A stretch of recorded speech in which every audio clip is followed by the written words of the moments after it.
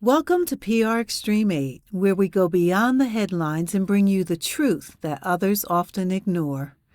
Today we're diving into a historic and controversial development, the release of over 230,000 pages of FBI files on Dr. Martin Luther King Jr., made public by executive order from none other than President Donald Trump.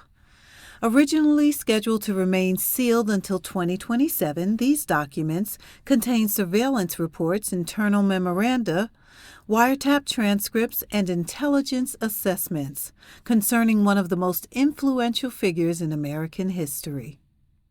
But the timing and content of this release have sparked intense debate, especially after a viral post by content creator Blackbird444, who claimed that MLK was preparing to demand the equivalent of $2 trillion in today's dollars for anti-poverty programs, and that his death may be more connected to that movement than we were ever taught.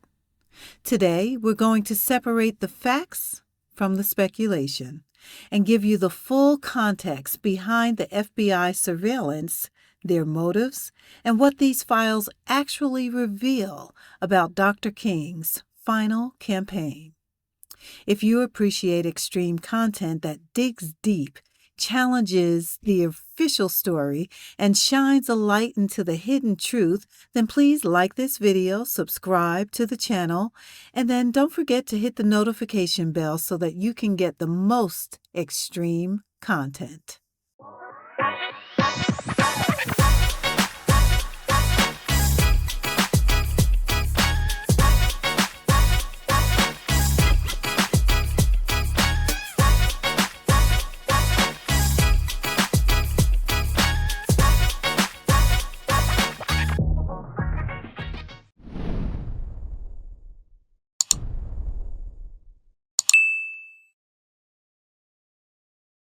All right, so I don't know if you guys have seen this or not, but because Trump is upset about the Epstein files leaking, he has released the MLK files. And something I think you might want to see in here is, according to these files, Dr. King was planning the Washington Spring Project in the spring of 1968, where he was going to be demanding that Congress enacted $20 billion per year. That's $185 billion a year in 2025 in anti-poverty programs for the next 10 years. So that would have been $200 billion, close to $2 trillion in what would have been reparations in 1968.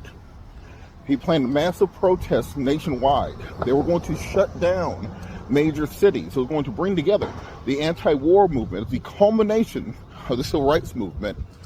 And he was shot and killed in 1968.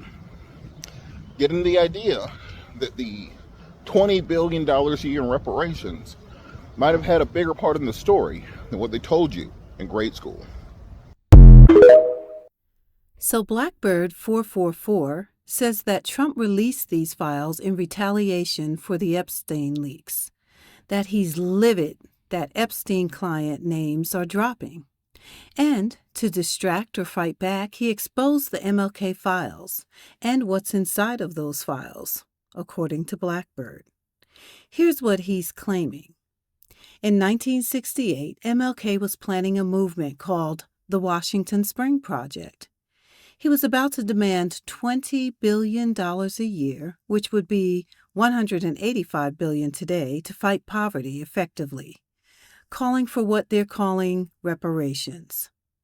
He planned to shut down major cities, unite the anti-war movement with civil rights, and overhaul the U.S. economy. Then he was assassinated.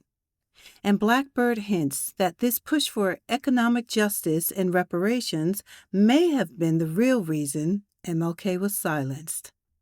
Now let's stop right there, because there's a mix of truth and exaggeration in that. So let me break it down and give you the real story based on what's actually in these files. So here's where we separate fact from fire. So yes, Martin Luther King Jr. did have radical economic demands. Yes, He was working on a massive campaign in 1968 to bring the nation to its knees over poverty, war, and inequality. And yes, the FBI and government knew it and feared it. But the files tell an even deeper story, one about surveillance, sabotage, and the darkest tactics of the American government. So sit tight, because right now we're about to go through exactly what's in those 230,000 pages, what the FBI was really doing to Martin Luther King Jr., and why this might be the most important truth bomb that you'll hear all year. So first, what are we talking about? The U.S. government just dumped over 240,000 pages of internal FBI files on MLK. Now, these files include surveillance memos, bugged phone call transcripts, CIA cables, internal FBI gossip, and they're all a part of decades-long spy operation against the most iconic civil rights leader in American history. Now, these records were supposed to be sealed until 2027, but Trump signed an executive order in January forcing their early release. Some say it's retaliation for the recent Epstein leaks, and whether that's true or not, these documents are out. The content spans two major buckets. One, the assassination investigation, FBI and CIA documents tracking James Earl Ray, and memos detailing foreign intelligence cooperation. Transcripts from Ray's prison associates, one of whom suggests that Ray did not act alone. To the surveillance and smear campaign. Now, this is where it gets pretty heavy, because MLK's phones were tapped, his hotel rooms were bugged, and the FBI placed informants in his inner circle. Now, of course, Hoover's FBI wasn't just monitoring, they were trying to destroy his entire reputation. Now, let's talk about what everyone's whispering about: the affairs. Yes, the documents include explicit references to Dr. King's alleged extramarital relationships. Now, some memos describe orgies, hotel recordings, and women, most of which came from anonymous informants or bugged rooms.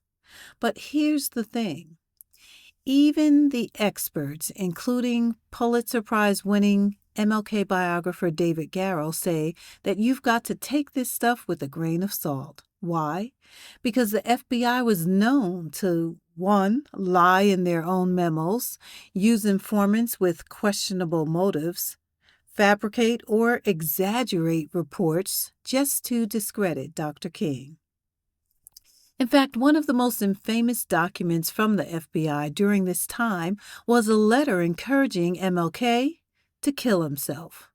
Yep, you heard that right. The government literally tried to push him to suicide. Now, here's the question everyone should be asking. Why was MLK being watched like this, and why this level of obsession? It wasn't just the civil rights speeches. It wasn't just, "I have a dream." It was simply because by 1968, King had evolved. He was criticizing capitalism. He was condemning the Vietnam War. He was calling for $20 billion a year in anti-poverty programs. That equals $185 billion in today's dollars. He was launching the Poor People's Campaign, aimed at shutting down D.C. until Congress took action on poverty. He was uniting Black, white, Latino, Native, and poor people across the board. Now, that terrified the establishment. Now, do these files prove the government killed King? Not directly. But here's what they do show. The FBI treated King like an enemy of the state. They were collecting dirt. They were actively undermining his credibility. And they were watching his every move in the months and days before his death. Now, his family has long believed that James Earl Ray was not the only player, and these files don't disprove that theory.